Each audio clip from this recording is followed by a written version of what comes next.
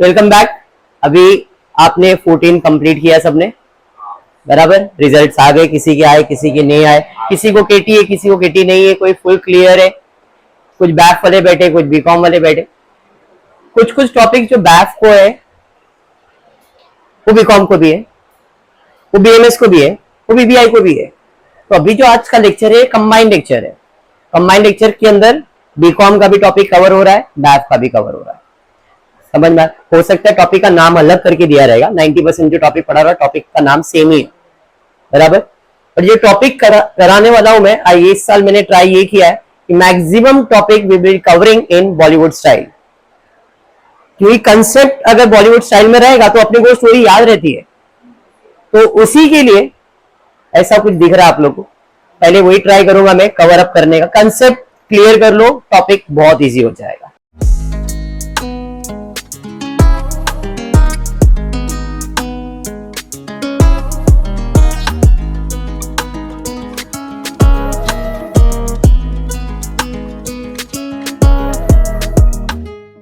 हम जो topic cover करने वाले करण, उसका नाम है इंटरनल रिकंस्ट्रक्शन। इंटरनल मतलब अंदर ही, रिकंस्ट्रक्शन मतलब नया बनाना, बराबर। तो हम हमारे बिजनेस को नया बना रहे, क्यों? पार्टनर मर गया इसके वजह से, ओके, पहले दिन ही मार रहा है। और कोई ऐड हो रहा है उसके वजह से, और कोई रिटायर हो रहा है इसके वजह से, एडमिशन रिटायरमेंट सब हो गया। और कुछ या फिर बैलेंस शीट में कुछ दिक्कत। बेसिकली रिकंस्ट्रक्शन करने का एक मेन रीजन ये होता है कि हमको बिजनेस को ग्रो करना है, हमको बिजनेस को ग्रो करना है ताकि हम पीछे ना रह जाए। क्योंकि मेरे बाजू में एक दुकान खुला है, कपड़े की दुकान है, एकदम एसी वीसी चाय भी सब मिल रहा है, और मेरे इधर ऐसे ही है, भाई कपड़ा ले जा। तो कोई मेरी दुकान में आएगा क्या? क्यों? मेरी फैसिलिटी नहीं है वैसी, बट बाजू में है। तो अगर उसको कोप अप करना है तो मुझे मेरे इधर भी रिकंस्ट्रक्ट, काम सेम, कपड़ा सेम, एवरीथिंग सेम, भाव कम भी है, फिर भी कोई नहीं आ रहा है। उसका रीजन है कि वहां पे फैसिलिटीज वैसा मिल रहा है, यहाँ पे फैसिलिटीज नहीं है। तो अगर वो फैसिलिटीज तुमको मिल जाए तो तुम भी ये बोलोगे हाँ यार इधर है कुछ ना कुछ, तो जाना चाहिए। तो हम हमारे बिजनेस में क्या करेंगे? रिकंस्ट्रक्शन करेंगे। अब रिकंस्ट्रक्शन में हो सकता है पुराने सामान भंगार को तो बेचना ही पड़ेगा, उसको सजाएंगे तो नहीं, कोई सजाता है भंगार। तो यहां पे भी बिजनेस में भी जो भंगार रहेगा उसे भंगार में बेच देंगे, वो नहीं रखेंगे। उसके अलावा कुछ प्रॉपर्टीज ऐसी है जिसको अपने को रीवैल्यू करना पड़ेगा।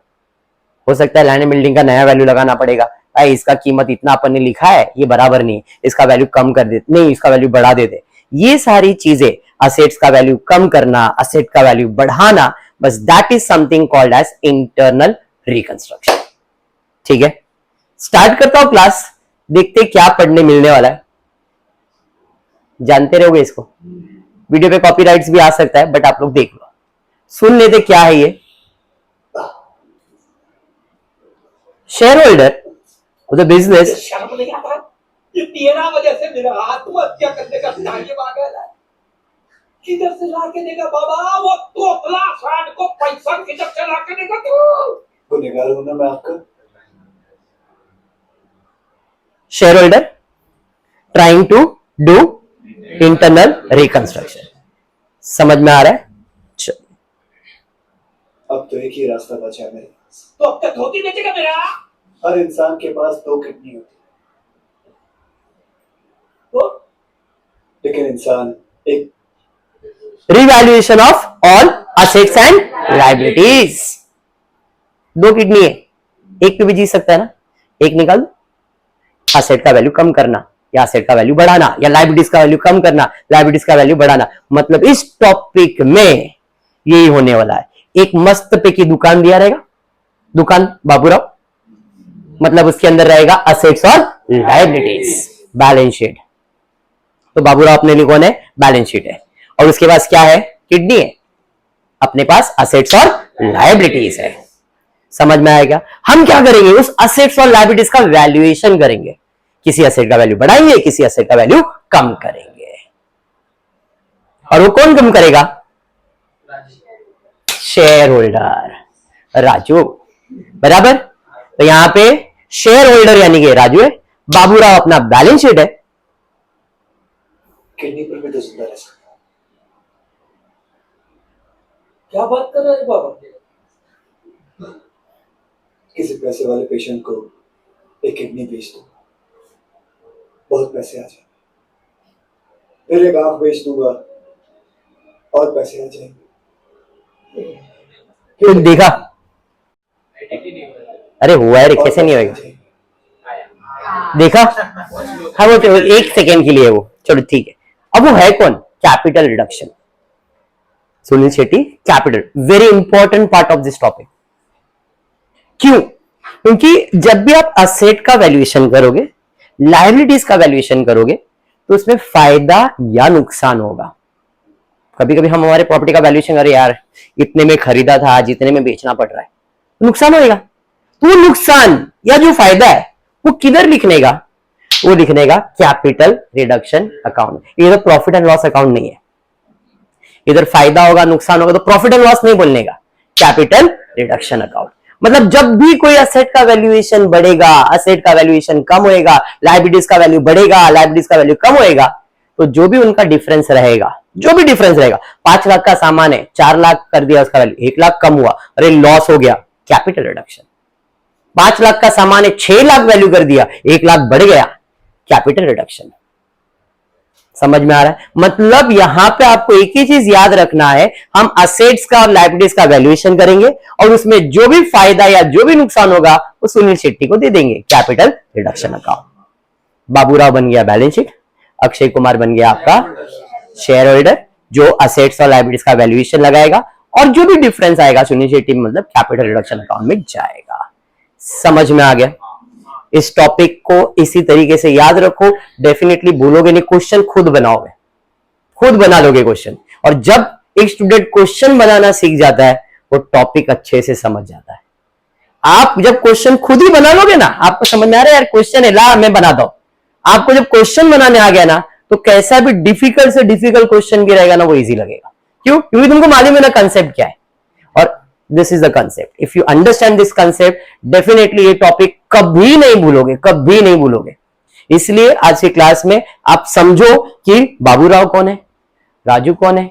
समझ में आ रहा है? ये दो चीज वेरी इंपॉर्टेंट, कि बैलेंस शीट है तो उसके अंदर असेट्स और लायबिलिटीज है, और शेयर होल्डर उस असेट्स और लायबिलिटीज का जो वैल्यूएशन करता है, उसी को कहते हैं इंटरनल रिकंस्ट्रक्शन। क्लियर? फिर एक किडनी, फिर एक आंख, ऐसे करके सारा शरीर बेच दूंगा मैं। देख लेते ना बनाया इसके लिए। Thank you.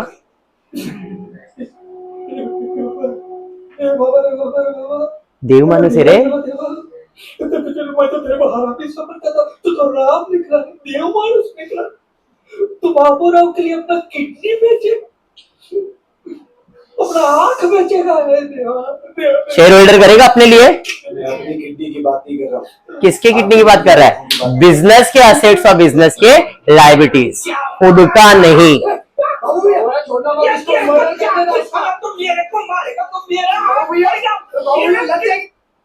चलो ठीक है, तो ये चीज ध्यान में आ गया। नोटबुक बनाने का मस्त पिकी, अपना नोटबुक यही है, ऐड है, उसको छोड़ दो, नोटबुक। ठीक है, हाँ अपन ऐसे ही पढ़ने वाले इस साल। ठीक, हाँ इस पे ही, आप आपके नोटबुक में, मैं मेरे नोटबुक पे। ठीक है, चलिए फिर स्टार्ट करते हैं आज का क्लास।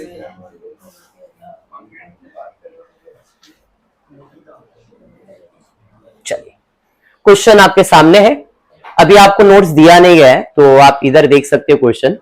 ये क्वेश्चन है, सिर्फ और सिर्फ इसमें बनता है जर्नल एंट्री। क्लियर?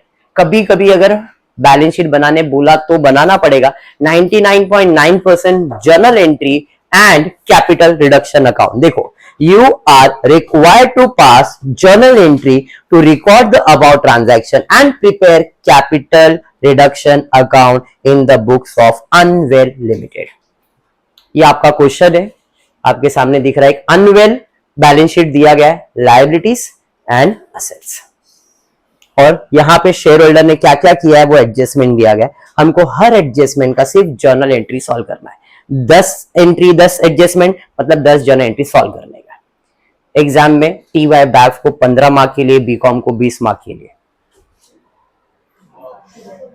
समझ में आ रहा है? 10 मार्क के लिए भी आता है और 7 मार्क के लिए भी बैफ को आ सकता है। 7 और 8 का कॉम्बिनेशन 15 मार्क का पेपर, तो उसके अंदर ये 7 to 8 मार्क्स के लिए भी आ सकता है, 10 और 20 मार्क के लिए भी आ सकता है। डिपेंड करता है आपका पेपर सेटर क्या है, उसने कैसे सेट किया है।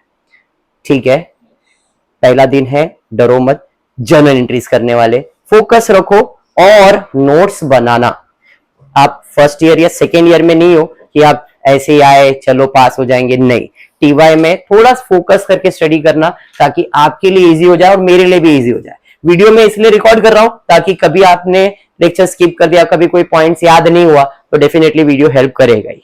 ठीक है क्या? मैक्सिमम वीडियोस देखो रिकॉर्ड करूंगा मैं ऐसा नहीं बोल रहा हूं, बट अगर हम 10 लेक्चर ले रहे हैं ना, मैं शायद 5 लेक्चर रिकॉर्ड करूंगा, 5 ही अपलोड करूंगा। हो सकता है 10 के 10 भी करूं, बट वो डिपेंड ऑन द मूड। ऐसा नहीं है कि हाँ पूरे ही आने वाले, तो इसके लिए लेक्चर स्किप मत करना, आप ग्रेजुएशन में हो। ठीक है, इसका फोन है भाई, मिलेगा नहीं। चलो स्टार्ट किया जाए। चलिए क्वेश्चन पढ़ते। मैसेज अनवेल लिमिटेड, दिख रहा है ना क्वेश्चन बराबर? ठीक है, message Unwell Limited has incurred heavy losses, उसके बिजनेस में लॉस हुआ है। From past few years the company adopted a scheme of reconstruction on the basis of the following summarized balance sheet. The summarized balance sheet of Unwell Limited as on 31st March is given to you. Balance sheet आपको इस format में दिया है, liabilities and asset. आपने T format भी देखा, ये vertical format है। The following scheme of reconstruction was approved by the court. पहला, 10% preference share to be reduce by ₹20 per share. Bye ₹20 per share का मतलब क्या है? वो कह रहा है कि आपके पास 10% प्रेफरेंस शेयर होल्डर होंगे। जरा देखो है क्या? लायबिलिटी साइड पे प्रेफरेंस शेयर होल्डर दिख रहे हैं, 10% प्रेफरेंस शेयर होल्डर दिख रहा है। कितने प्रेफरेंस शेयर होल्डर है? 4,000। 10% प्रेफरेंस शेयर, एक का वैल्यू कितना है? 100 ईच, उसका वैल्यू कितना हो गया? 4 लाख बराबर। अब एडजस्टमेंट में दिया भाई प्रेफरेंस शेयर होल्डर तुम्हारा 100 रुपया वैल्यू है ना, एक काम करो 10% preference shareholder to be reduce by ₹20 per share, हम तुम्हारा 20 रुपया कम करना चाह रहे हैं। बाय ₹20 मतलब क्या है? 20 रुपया कम करो। तो उनका वैल्यू कितना करो? पहले 100 रुपया था, आज 20 रुपया अगर मैं कम करूंगा तो तुम्हारा वैल्यू कितना हो जाएगा? 80 रुपया। मतलब 4,000 100 रुपए वाले शेयर्स का वैल्यू कम करना है, तो एडजस्टमेंट इसके ऊपर है। पहला देखो असेट है कि लायबिलिटीज है? क्या है ये सर? लायबिलिटीज है। लायबिलिटी होता है क्रेडिट, लायबिलिटी होता है क्रेडिट। कैंसिल करने के लिए क्या करोगे? डेबिट। डेट में जाओगे यहां पे 10% preference share capital account debit. समझा? कितने का था? 4 लाख रुपए, तो यहां पे कितना लिखोगे? 4 लाख रुपए। बात समझ में? एडजस्टमेंट में क्या दिया था? एडजस्टमेंट में दिया था 10% preference share to be reduce by 20 per share. कितना कम करने बोल रहा है? 20 रुपया कम करने बोल रहा है। तो 10% preference share capital account debit to new preference share capital account to capital reduction account. वो तो आने वाला ही है। कैपिटल का वैल्यू कितना था? अब कितना हो जाएगा? 80 रुपया हो जाएगा। तो 4,000 इंटू 80 करो, कितना आएगा? 3,20,000। 4 लाख वैल्यू था, अब 3,20,000 हुआ, तो अपने लिए तो फायदा हो गया। पहले प्रेफरेंस शेयर होल्डर को कितना देने का था, अब कितना देने का है? तो 80,000 बच गया ना मेरा। तो कैपिटल रिडक्शन अकाउंट क्रेडिट, मतलब जिधर जगह खाली है उधर कौन आएगा? Capital reduction. जिसको ये एंट्री नहीं समझा उसके लिए दूसरा ट्रिक। अगर आपको ऐसा लग रहा है सर ये वाला नहीं समझ में आया, तो आप क्या कर सकते हो? There are 2 ways to solve this entry. सीधा सीधा कितना वैल्यू कम करने का है? 20 रुपए। तो तुम्हारा लायबिलिटीज का वैल्यू कम होगा, फायदा है कि नुकसान? फायदा है। हाँ या नहीं? हमने 11th स्टैंडर्ड में पढ़ा है debit all expense and losses, credit all incomes and gain, पढ़ा है। तो आपको 20 रुपए का क्या हो रहा है? फायदा हो रहा है। जो भी फायदा है वो क्रेडिट में जाएगा, तो 2 कैपिटल रिडक्शन अकाउंट। ये फायदा कौन करवा के दे रहा है? Preference share holder. 10% preference share capital account debit. कितना? तो 4000 शेयर होल्डर 20 रुपया कम करेंगे तो 80,000 का फायदा होगा। तो आप ये जर्नल एंट्री भी सॉल्व कर सकते हो, ये भी कर सकते हो, सिर्फ और सिर्फ बाय के केस में, सिर्फ और सिर्फ बाय के केस में। अगर 2 ₹20 बोला रहता तो उस केस में यही जर्नल एंट्री आएगा। लेकिन अगर बाय का केस है, बाय, तो आप ये एंट्री भी पास करोगे तो भी चलेगा, ये एंट्री पास करोगे तो भी चलेगा। अब तुम बोलते रहोगे सॉरी क्या बोल रहे हैं आप। देखो यहां पे रेड्यूस बाय और उधर रहेगा रेड्यूस टू। दोनों में खाली एक सेंटेंस के, एक वर्ड की वजह से बहुत डिफरेंस आ जाता है। 10% preference share to be reduce ₹2.20। ₹2.20 मतलब उसका 20 रुपया वैल्यू करो, उसका 20 रुपया वैल्यू करो। तो कितना कम करो? 80 रुपया कम करो। फर्क समझ में आया? और बाय 20 मतलब 20 रुपया ही कम करो। तो जब वो ₹2 बोल रहा है मतलब 100 वाला निकालो और उसका वैल्यू कितना करो? 20।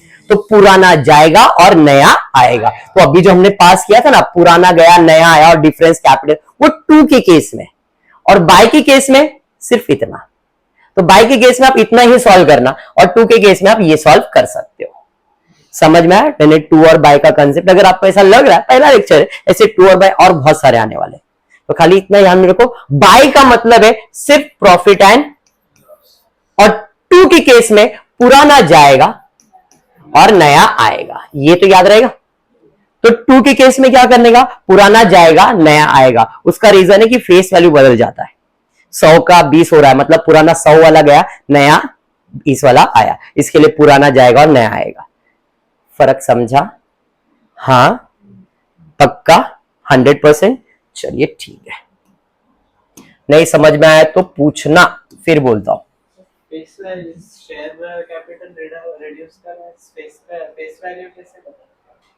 फेस वैल्यू कैसे बदलता है? मैंने बोला पहले हम शेयर्स का फेस वैल्यू 100 रख रहे थे, आज हमारे शेयर्स का फेस वैल्यू 20 रुपया ही है। तो इधर क्या हुआ? पुराना शेयर 100 वाला था, वो तो गया, अब उसका फेस वैल्यू कितना हुआ? 20। तो आपको पे से 20 ही करने का, 100 पे करने का है क्या? तो अगर उसका फेस वैल्यू 100 रहता तो 100 पूरा पे करना पड़ता, लेकिन जब मैंने उसका 20 वैल्यू कर दिया है मतलब उसका फेस वैल्यू ही बदल गया। इसके लिए पुराना गया और नया आया। अब मैं बोला अभी 20 रुपया कम करो, तो 20 रुपया कम करो मतलब फेस वैल्यू तो 100 ही है ना, खाली मैंने उसका 20 रुपया वैल्यू कम किया है। फर्क समझ में? तो बाय के केस में ओनली प्रॉफिट एंड लॉस, और 2 के केस में पुराना जाएगा और नया आएगा। ये याद रखो खाली। चाहिए तो नोट डाउन करके रखो, नोट लिख के रखो कि नोट में क्या नोट लिखना है। अगर 2 है तो पुराना जाएगा नया आएगा, बाय में से प्रॉफिट एंड लॉस की एंट्री है। क्लियर? ये नोट्स में जब भी बोल रहा हूं तो एक बना लो बुक जिसके अंदर अपने को पॉइंट्स टू रिमेंबर ही रखने के इस टॉपिक का। मैं इंटरनल रिकंस्ट्रक्शन हेडिंग डाला, पॉइंट्स टू रिमेंबर। 2 के केस में पुराना जाएगा नया आएगा, बाय के केस में क्या होगा? तो बाय के केस में प्रॉफिट एंड लॉस की एंट्री। ये आपको रिवीजन करने में हेल्प होएगा। मेरे लिए कुछ भी इसमें कुछ फायदा नहीं, कोई नुकसान नहीं मेरा। आपके लिए जब आप इंटरनल रिकंस्ट्रक्शन टॉपिक खोलोगे, अरे पॉइंट्स टू रिमेंबर बोला, चलिए सम करे, हाँ सर ने ये बोला था, लिख के रखा है आपने। हाँ 2 और बाय, और आपको आपके दिमाग में रहता है तो मेरे को कोई तकलीफ नहीं है। हाँ ये एंट्री भी सब में चलेगा, बाय के केस में भी चलेगा, 2 के केस में भी चलेगा, कोई प्रॉब्लम नहीं है। परत सांगू, जब फेस वैल्यू रहेगा तो उस केस में यही करना पड़ेगा। फेस वैल्यू के हमारा जो कैपिटल इशूड रहता है और नंबर ऑफ शेयर जितना डिस्ट्रीब्यूट होता है उससे क्या फेस वैल्यू डिसाइड होता है? फेस वैल्यू पहले डिसाइड होता है शेयर्स का, खुद से नहीं, कंपनी पहले से बोलती है शेयर्स खरीदने के पहले। हाँ हाँ जो कैपिटल इशूड रहता है नंबर ऑफ शेयर नहीं, वो तो number of shares upon fine करते हैं, बट कंपनी का पॉलिसी है फेस वैल्यू पहले से डिसाइड करते हैं। 2 के केस में पुराना शेयर्स जाएगा, नया शेयर्स आएगा। बाय के केस में सिर्फ प्रॉफिट एंड लॉस। चलिए लिख लिया है? ओके, बढ़ते आगे। नरेशन तो मालूम ही है, being 10% preference share reduced by 20 per share। Columns कैसे बनाने के, लिखने का कैसा, ये नोटबुक के अंदर प्रेजेंट करके दिखाया है। ठीक है, बढ़ेंगे सेकेंड, देखते क्या दिया। Equity shares to be reduce by ₹5 per share, मतलब सिर्फ प्रॉफिट एंड लॉस की एंट्री पास कर सकते हो। ऐसा किया तो भी चलेगा, सिर्फ प्रॉफिट एंड लॉस पास किया तो भी चलेगा। इक्विटी शेयर्स कितने वाला था, देखो 1,60,000 shares of 10 each fully paid है।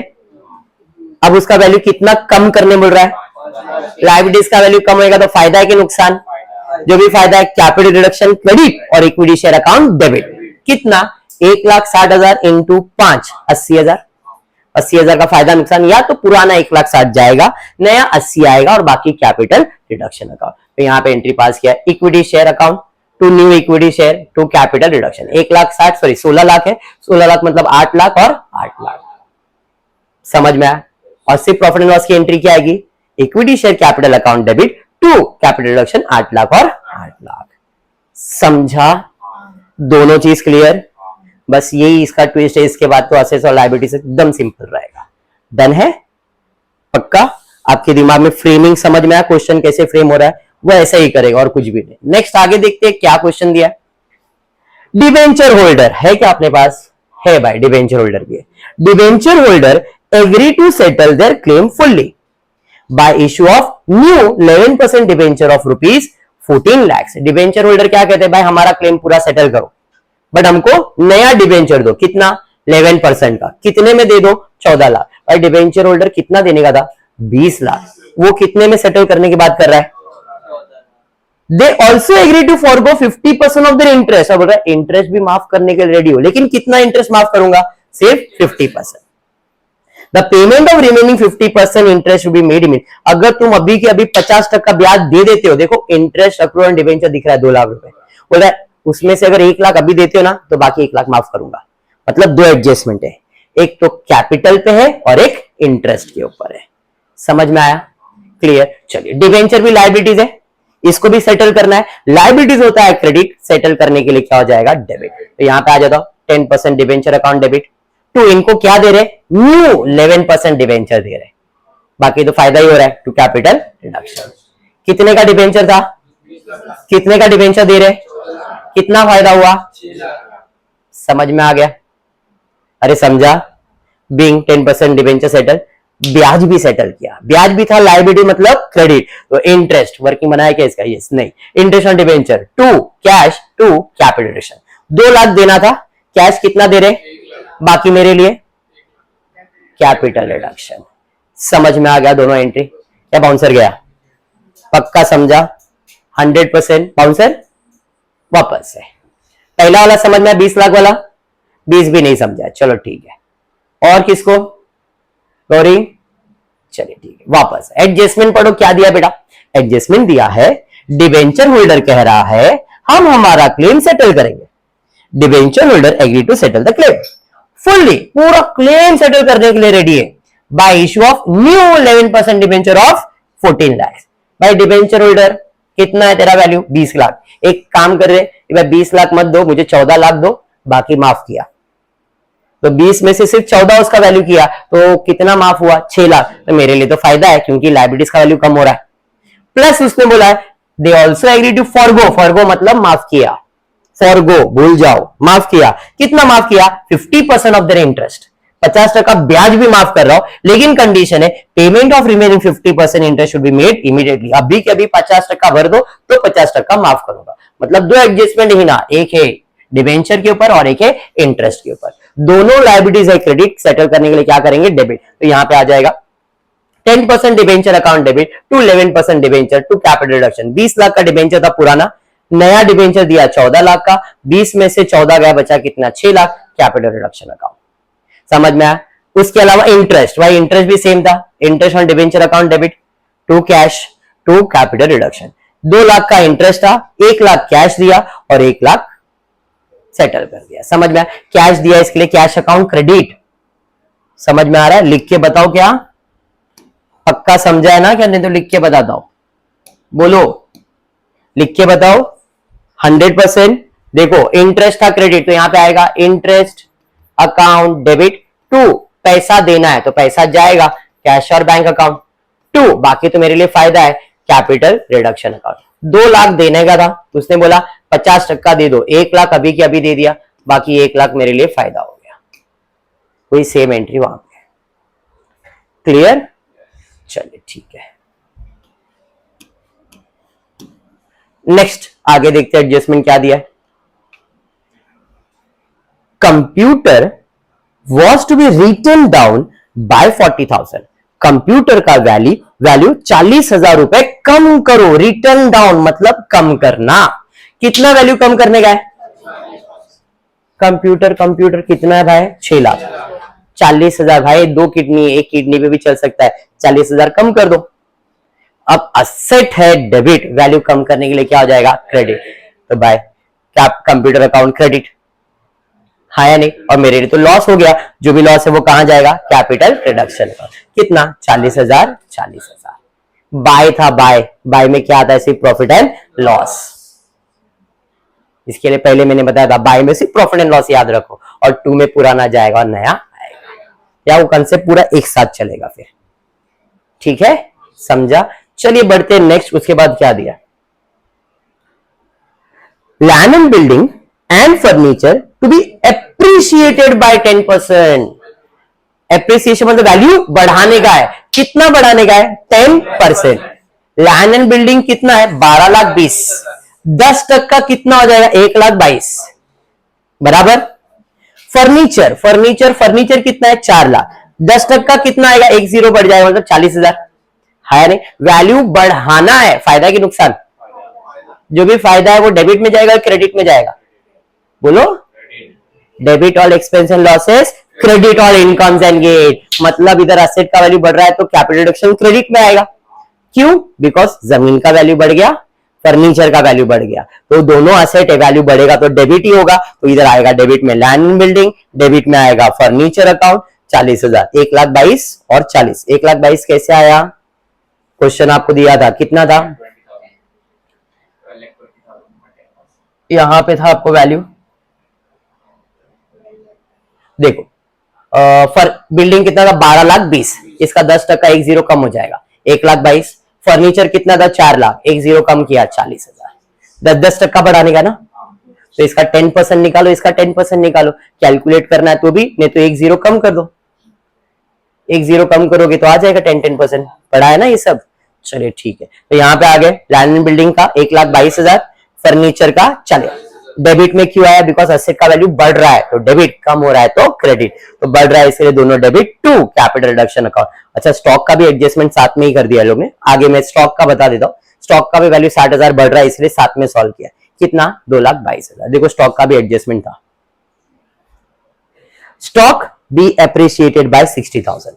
लैंड एंड बिल्डिंग फर्नीचर 10% और stock to be appreciated by 60,000, इसलिए स्टॉक को भी इसी के अंदर ऐड किया। आप अलग से सॉल्व करोगे तो चलेगा, कोई प्रॉब्लम नहीं है।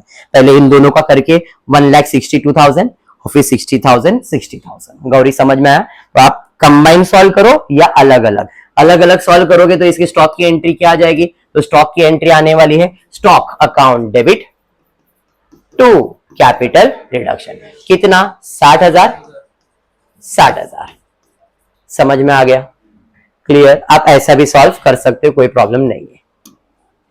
नेक्स्ट उसके बाद दिया है fictitious and debit balance in profit and loss account to be written off. very important adjustment. ये एक ऐसा एडजस्टमेंट है, कभी कभी देंगे कभी कभी नहीं देंगे। मैंने स्टार्ट में बोला था अगर मैं रिनोवेशन कर रहा हूं तो क्या मैं भंगार रखूंगा? भंगार फिक्टिशियस असेट जो कि आपके दुकान में दिखेगा आपको। Fictitious asset. Share issue expense का भी असेट होता है क्या? भंगार। Profit and loss debit balance मतलब लॉस चल रहा है। लॉस रखोगे कि दुकान में? तो ये दो मेरे क्या है? भंगार है। अगर ये एडजस्टमेंट नहीं भी दिया रहता ना, तो भी जब कैपिटल रिडक्शन का सम कर रहे हो और आपको भंगार दिख गया, बेच देने का। बोले नहीं बोले, बेच देने का। एडजस्टमेंट दिया है नहीं दिया है, आपको बेचना ही है। बेचना है मतलब रिटर्न ऑफ करना है। क्लियर? परत एकदा वापस एक बार ध्यान से सुनो। अगर मेरे बैलेंस शीट में ये दो नाम के प्राणी को दिख गए, patent, goodwill, share issue expenses, discount issue expenses, ऐसा कुछ भी दिखा, profit and loss debit balance दिखा, ये सब भंगार होता है। और ये सबको इंटरनल रिकंस्ट्रक्शन में सबको निकाल देने का, सब होता है डेबिट, निकालने के लिए क्या करने का, क्रेडिट। तो ये दोनों को अपने को निकालने के लिए क्या करना पड़ेगा, क्रेडिट। तो यहां पे क्रेडिट में जाऊंगा। 2 share issue expenses, 2 profit and loss. Share issue expense कितना था, 40, प्रॉफिट एंड लॉस कितना है, 14, टोटल मिला के 14,40,000। समझाइए, देख लो, क्वेश्चन नहीं दिखा तो फिर क्वेश्चन में दिख जाएगा। देखो, share issue expenses 40, profit and loss 14। अरे समझा, पक्का, 100% क्लियर। नेक्स्ट एडजस्टमेंट क्या बाबा, कॉस्ट ऑफ रिकंस्ट्रक्शन वॉज ₹50,000। ये रिकंस्ट्रक्शन करने में खर्चा हुआ, कितने का खर्चा हुआ, अब खर्चा हुआ तो what is the journal entry, आपने कोई खर्चा किया, what is the journal entry, खुद आपको आता है।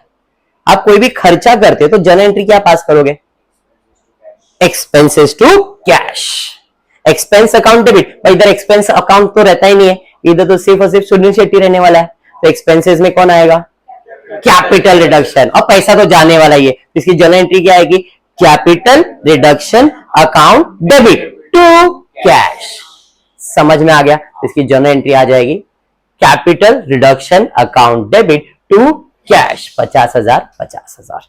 समझा, क्लियर। इधर जो भी एक्सपेंस हो, जो भी इनकम हो, कैपिटल रिडक्शन ही चाहिए, no profit and loss account. Next बढ़ते, उसके बाद क्या दिया भाई, 75% of the creditor agree to forgo their claim by 10%। Creditors के ऊपर एडजस्टमेंट है, ये है मेरे क्रेडिटर्स। क्या एडजस्टमेंट दिया है, पढ़ो जरा ध्यान से और मेरे को बताओ क्या एडजस्टमेंट है, क्या है और क्या समझ में आ रहा है। 75% of the creditors agree to forgo their claim by 10%. म्हणजे काय, किसको, हम लोगों को, क्रेडिटर्स को देना है, क्या मिल रहा है, मिल रहा है। चलो ठीक है, अमाउंट का कैलकुलेशन देखता हूं। क्रेडिटर्स कितना है, what do you mean by creditors, जिनको पैसा देना है। कौन देने वाला है, शेयर होल्डर, बिजनेस। मुझे 8 लाख रुपया देना है, बराबर है भाई, मेरे तो रिकंस्ट्रक्शन कर रहा था तो मेरे पहचान वाले क्रेडिटर्स थे, उधार दिया मतलब पहचानता रहूंगा। तो इसमें से 75% वाले से मैंने बात किया, तो 8 लाख का 75% कितना, कैलकुलेट करो कैलकुलेटर में, 6 लाख रुपया आ रहा है करण, बराबर है।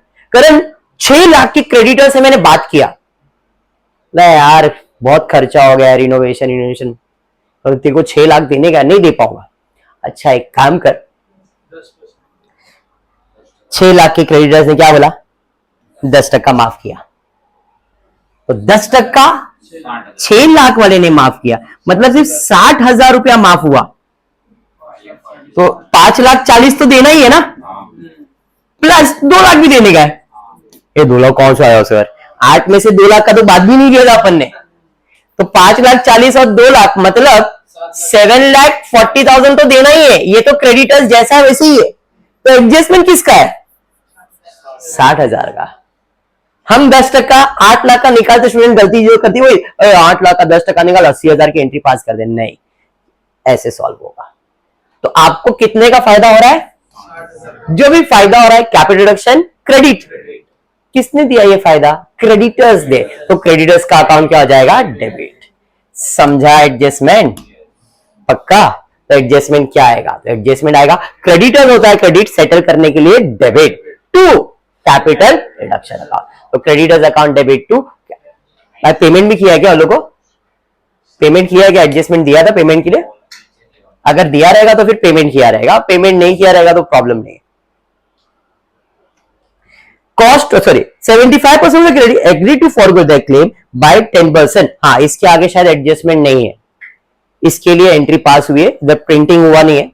बाय 10% आगे रहेगा for the balance payment to be done या तो बैलेंस टू बी पेड, ऐसा कुछ एडजस्टमेंट इसमें ऐड हुआ रहेगा। ये शायद टाइपिंग एरर है, इसके लिए जर्नल एंट्री तो पूरा है बट क्वेश्चन में एरर है। टेक्स्ट बुक आएगा तब आप देख लेना, आपको इधर पेमेंट कंटिन्यू। अगर पेमेंट नहीं बोला जाता, अगर ये इतना ही होता तो इसकी जर्नल एंट्री मैंने क्या बताया, creditors account debit to capital reduction सिर्फ 60,000। इधर क्योंकि पेमेंट किया है तो पेमेंट किया तो उसकी entry creditors account debit to cash and to capital reduction. 6 lakh के क्रेडिटर्स थे, बराबर है, 6 लाख के क्रेडिटर्स से कितना डिस्काउंट दिया उसने, तो बाकी को तो अपने को कैश पे करना था, उसके अंदर ऐड करने का था। समझ में आया, मतलब एडजस्टमेंट कितने का हुआ फिर 6 लाख का। क्वेश्चन में मिस्टेक है इसलिए मैं बता रहा हूं। डन, समझाइए। चलिए बढ़ते हैं नेक्स्ट एडजस्टमेंट। हाँ देखो 75% of the creditors claim were paid, मतलब एडजस्टमेंट में दिया हुआ है। आगे रिड्यूस डेटर्स बाय 70,000, डेटर्स का वैल्यू 70,000 कम करो, असेट का वैल्यू कम करो, फायदा है कि नुकसान? असेट का वैल्यू कम होगा तो नुकसान है। जो भी नुकसान है कैपिटल रिडक्शन अकाउंट डेबिट, किसके वजह से, डेटर्स के वजह से। तो capital reduction account debit to debtors कितना, 70,000। और कोई एडजस्टमेंट है क्या? नहीं। तो इतना आपको जर्नल एंट्री सॉल्व करना है। बेसिक इस टॉपिक में जर्नल एंट्री ही इंपॉर्टेंट है, बट क्वेश्चन में जर्नल एंट्री के साथ और एक चीज पूछा था, क्या? Capital reduction account. अकाउंट बनाने आता है? चलो देखते हैं कितने लोग को आता है। ऐसा कुछ अकाउंट बनता है, पर्टिकुलर, एलएफ, डेट, ये सब बनता है, बट अभी टीवाई के अंदर सिर्फ इतना है। कैपिटल रिडक्शन अकाउंट, इधर डेबिट आ जाएगा, इधर क्रेडिट, पर्टिकुलर अमाउंट। करना क्या है, जर्नल एंट्रीज आपके सामने, खाली कैपिटल रिडक्शन को ढूंढो। पहले एंट्री में जाते, कैपिटल रिडक्शन दिख रहा है क्या? हाँ सर दिख रहा है। डेबिट में दिख रहा है कि क्रेडिट में? तो उधर क्रेडिट में जाओ और डेबिट में किसका नाम लिखा है? प्रेफरेंस शेयर्स, लिख दो बाय प्रेफरेंस शेयर्स। कितना अमाउंट लिखोगे? समझा? अभी जर्नल एंट्री के थ्रू बता रहा हूं, कभी कभी क्वेश्चन में सिर्फ कैपिटल रिडक्शन अकाउंट बनेगा, जर्नल एंट्री भी नहीं बोलेगा। उस केस में भी आपको ये डायरेक्ट बनाना सिखाऊंगा मैं। आज पहला लेक्चर है, इतना दिल पे लो मत, इतना समझो। फिर ढूंढो सेकंड कैपिटल, भाई इधर दिख गया कैपिटल रिडक्शन अकाउंट, बराबर है। क्रेडिट में कितना? 8 लाख। डेबिट में क्या लिखने का? इक्विटी शेयर, तो वहां पे बाय इक्विटी शेयर कैपिटल कितना? 8 लाख। Capital reduction. फिर से क्रेडिट में दिख रहा है कितना है भाई? 6 lakh by 10% debenture. Capital reduction फिर से क्रेडिट में दिख रहा है कितना है भाई? 1 लाख, तो बाय इंटरेस्ट, बराबर। कैपिटल रिडक्शन का डेबिट में दिख रहा है सर, है नहीं? तो डेबिट में है, तो डेबिट में क्या लिखने का? टू कंप्यूटर, तो डेबिट में जाऊंगा, आ गया यहाँ पे, डेबिट में आ जाएगा कंप्यूटर। समझ में आया क्या? अरे हाँ, चलिए नेक्स्ट। उसके बाद क्रेडिट में दिख रहा है कैपिटल रिडक्शन कितना? 2,22,000। लैंड, फर्नीचर, स्टॉक इकट्ठा लिखा तो भी चलेगा, सब मैंने एक साथ लिख दिया बाय फिक्स असेट 2,22,000। समझा? नेक्स्ट उसके बाद क्या है बाबा?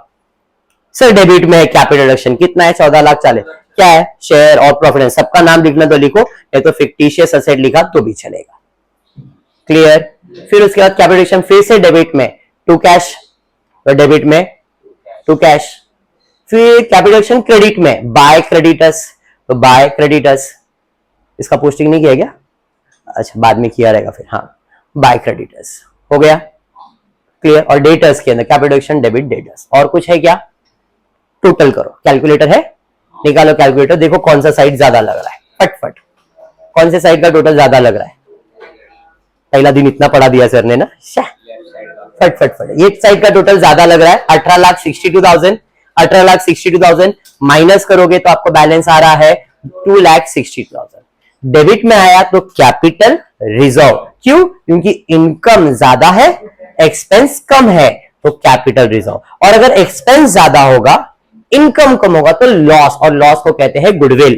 तो डेबिट में आया तो कैपिटल रिजर्व, क्रेडिट में आया तो गुडविल। डेबिट में आया तो कैपिटल रिजर्व, क्रेडिट में आया तो गुडविल। अब इसकी भी जर्नल एंट्री आएगी। कैपिटल रिडक्शन अकाउंट में डेबिट में बैलेंस आया है, तो इधर डेबिट में लिखना है कैपिटल रिडक्शन अकाउंट डेबिट में आया टू कैपिटल रिजर्व। कितना बैलेंस आया? 2,62,000, 2,60,000। कंप्लीट हो गया सम।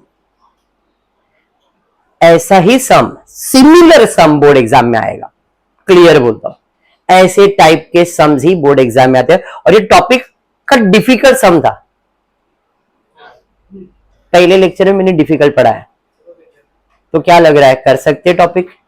खाली ट्विस्ट एंड टर्न स्टेटमेंट होता है क्वेश्चन के अंदर, जो क्वेश्चन होता है ना उसके जो स्टेटमेंट रहते हैं ना वो इतने कॉम्प्लिकेट करके देते हैं कि समझता नहीं, बट आप उसका सॉल्यूशन जब देखोगे तो सॉल्यूशन ऐसा ही रहेगा। समझ में आया? क्लियर है? पक्का कॉन्फिडेंस? नोटबुक बनाओ, नोटबुक में अच्छे से प्रेजेंटेशन रखना ताकि आपके लिए बेनिफिशियल हो जाए। ठीक है क्या? तो आज के लेक्चर में इतना ही करते, नेक्स्ट लेक्चर में कुछ नया पढ़ने को मिलेगा। आज इतना ही करते हो। फुल वीडियो पसंद आया तो प्लीज वीडियो को लाइक कर देना, फ्रेंड्स ग्रुप में शेयर करना, चैनल को सब्सक्राइब करना। Thank you for watching the video.